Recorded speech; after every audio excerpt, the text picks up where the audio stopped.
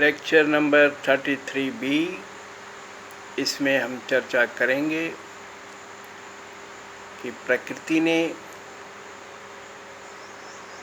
परमाणुओं के इलेक्ट्रॉन्स और प्रोटॉन्स पे विद्युत आवेश को गुण स्वरूप क्यों दिया है। इसका उत्तर है, कॉस्मस में जब मैटर के निर्माण की प्रक्रिया शुरू हुई, उसमें पहले न्यूक्लियस बना और बाद में परमाणु बना। परमाणु बनाने की प्रक्रिया में न्यूक्लियस को, इलेक्ट्रॉन्स को एक खास सीमा तक खींचकर परमाणुओं के निर्माण को करना था। लेकिन जो उस समय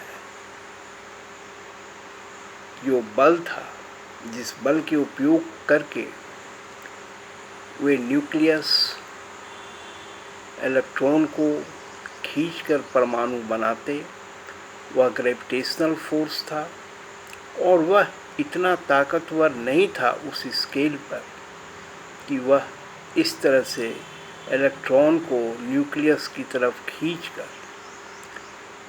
परमाणुओं की संरचना कर सके। और इस तरह से तब नेचर ने वहाँ एक दूसरे बल को एडॉप्ट किया और वह बल था इलेक्ट्रोमैग्नेटिक फोर्स। इस फोर्स को प्राप्त करने के लिए उसे इलेक्ट्रॉन और प्रोटॉन पर विद्युत आवेश को उनके गुण स्वरूप प्रकट करना पड़ा। और यह जो इलेक्ट्रोमैग्नेटिक फोर्स है, यह वही फोर्स है जो दो आवेशों के बीच लगता है, जिसकी चर्चा मैंने 33A में की है। लेकिन अगर स्केल लेवल पर हम अगर कंपेयर करें तो दो प्रोटॉनों के बीच में जो गुरुत्वाकर्षण बल का जो माप है, उसकी तुलना में इलेक्ट्रोमैग्नेटिक फोर्स जो है वह 10⁻36 टाइम्स स्ट्रॉन्गर होता है। इस तरह से तुम देख सकते हो कि इलेक्ट्रोमैग्नेटिक फोर्स कितना ताकतवर है एटॉमिक लेवल में। उसी तरह से इसे अणुओं में भी देखा जा सकता है। और ये जो गुण स्वरूप जो इलेक्ट्रॉन और प्रोटॉन पर प्रकृति के द्वारा रखे गए, परमाणुओं के संरक्षण में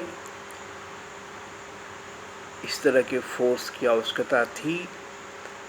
और जब जैसी आवश्यकता पड़ती है, प्रकृति वैसे गुणों और वैसे बलों को पैदा करते जाता है। यह एक बहुत एक सामान्य प्रक्रिया है प्रकृति की आवश्यकता के हिसाब से वह शक्तियों और इन्वायरमेंट्स को क्रिएट करता जाता है। तब अब मैं समझता हूँ कि तुम अब समझ गए होगे कि इसके बिना परमाणुओं की संरचना संभव नहीं थी। इसलिए प्रकृति ने इलेक्ट्रॉन और प्रोटॉन पर विद्युत आवेश को उनके गुण स्वरूप पैदा किया। और अब हम अगले लेक्चर द इलेक्ट्रिक चार्ज की तरफ, इलेक्ट्रिक करंट की तरफ बढ़ेंगे। Please beer with patience. Thanks.